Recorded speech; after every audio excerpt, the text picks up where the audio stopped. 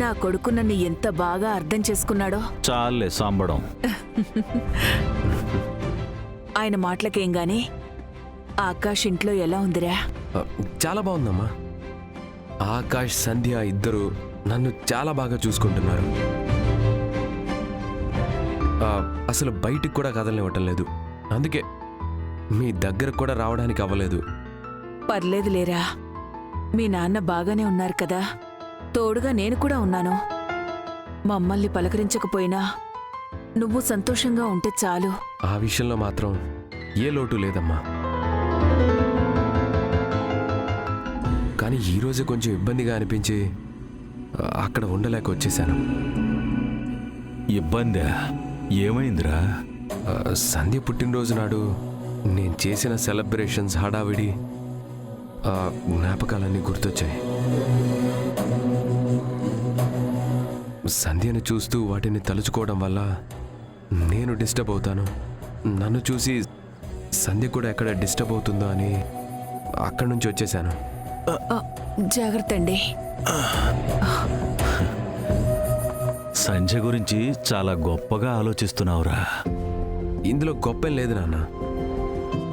మా బంధాన్ని కాలం దూరం చేసిన ఆకాష్ మంచితనం వల్ల నేను ఆ ఇంట్లో అడుగుపెట్టాను. సంధ్య ప్రేమని పొందలేకపోయినా తన అభిమానాన్ని, గౌరవాన్ని పొందుతున్నాను. నా కోసం అంత చేస్తున్న సంధ్య నా వల్ల ఏ ఇబ్బంది పడకూడదని జాగ్రత్తలు తీసుకుంటున్నాను. చాలా ఆనందంగా ఉంది సూర్య. నీ మాటలతో ఎన్నో రోజుల నుంచి మా మనసులో ఉన్న ప్రశ్నలకి, ఆందోళనకి సమాధానం దొరికినట్టయిందిరా. కానీ నాకు ఇంట్లో ఒక్కటే సమస్య అమ్మా. సమస్య ఏంట్రా అది? ఆకాష్, సంధ్య ఎంత సొంత మనిషిలా చూసుకున్నా వాళ్ళ మధ్య ఉండటం నాకు చాలా మొహమాటంగా ఉంది. వాళ్ళ ప్రేమకి, అనుబంధానికి మధ్య అడ్డంగా ఉంటున్నానేమో అన్న భావన నాలో కలుగుతోంది నాన్న. అంటే సంజయ్ని నువ్వు పరాయి మనిషిలా చూస్తున్నావా? కాదు, సంధ్య ఎప్పటికీ నాకు పరాయిది కాదు. నేనెప్పుడు అలా ఊహించను. ఇన్నాళ్ళు భార్యగా చూశాను, ఇప్పుడు స్నేహితుడి భార్యగా గౌరవిస్తాను. సంధ్య ఎప్పటికీ నాకు పరాయిది కాదు. నీ మాటలు, నీలో వచ్చిన మార్పు చూస్తుంటే చాలా గర్వంగా, సంతోషంగా ఉంది సూర్య. సంధ్య నీ భార్య కాదని తెలిసిన తర్వాత నువ్వు ఏ ఇబ్బంది పడకూడదని, నీకే కష్టం రాకూడదని ఎంతమంది దేవుళ్ళకి మొక్కానో అందరూ కలిసి కరుణించి నీలో ఈ మార్పుకి కారణమయ్యారు. ఇలా మంచి మనసుతో మాట్లాడిస్తున్నారు. సూర్య, సంధ్య విషయంలో నీ ఆలోచన చాలా బాగుంది. ఒక తండ్రిగా నేనొక సలహా ఇవ్వాలనుకుంటున్నా. చెప్పండి నాన్న. సంధ్య మన కుటుంబం కోసం చాలా కష్టాలు, అవమానాలు అనుభవించింది. గ్రహణం విడిచిన నిండు జాబిలిలా ఇప్పుడిప్పుడే సంధ్య జీవితంలో సమస్యలు లేని సంతోషం మొదలవుతుంది. ఇలాంటి సమయంలో తెలిసో తెలియకో అనే మాటల వల్ల, చేసే పనుల వల్ల తన మనసు కష్టపడే అవకాశం ఉంటుంది. ఆ ఒక్క విషయంలో కొంచెం జాగ్రత్తగా ఉండు సూర్య. తప్పకుండా నాన్న.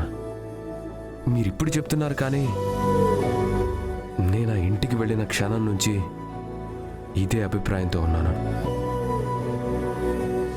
నిజంగా నా వల్ల ఏదైనా కష్టం ఉంటే నాకు, ఆకాష్కి చెప్పకపోయినా ఈ పాటికే సంధ్య మీకు చెప్పేది.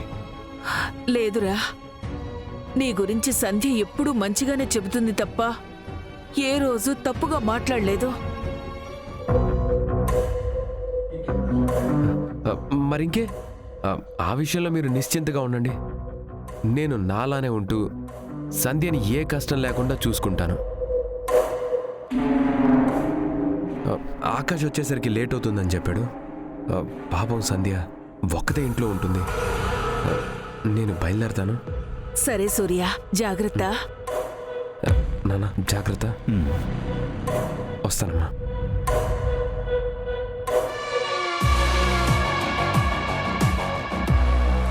మాటి మాటికి అమ్మ నాన్న ఫోన్ చేస్తుంటే నా గురించి ఏదైనా నెగిటివ్గా చెప్తుందేమో అన్న అనుమానంతో వచ్చాను.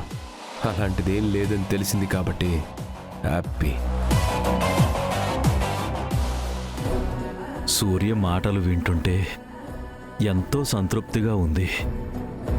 దేవుడు దయ వల్ల నన్ను తొందరగా ఇక్కడి నుండి పంపించేస్తే నువ్వు, నేను, సూర్య మన ముగ్గురం సంతోషంగా మన ఇంట్లో ఉండొచ్చు లక్ష్మి. అవునండి. ఆ,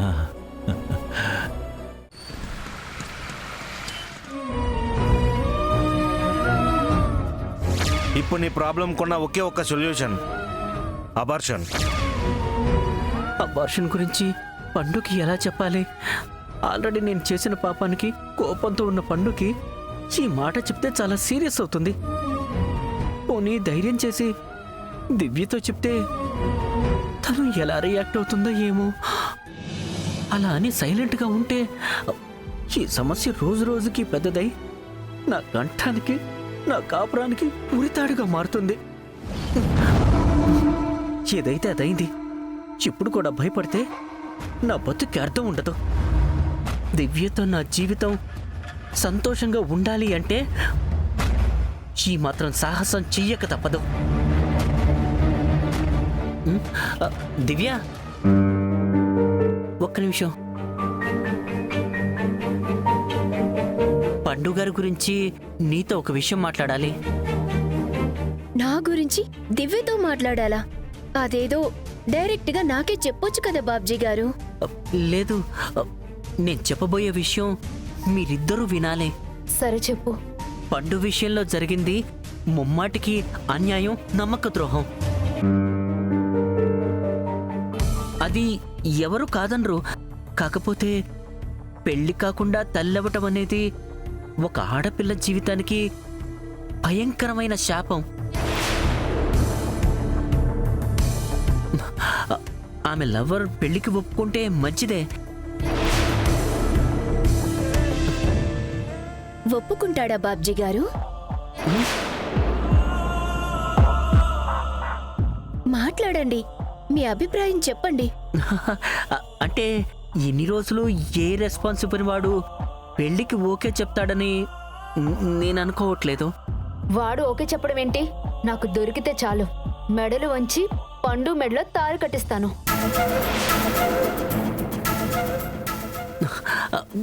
దివ్య, ఇప్పుడు సమస్య లవర్ కాదు, పండు.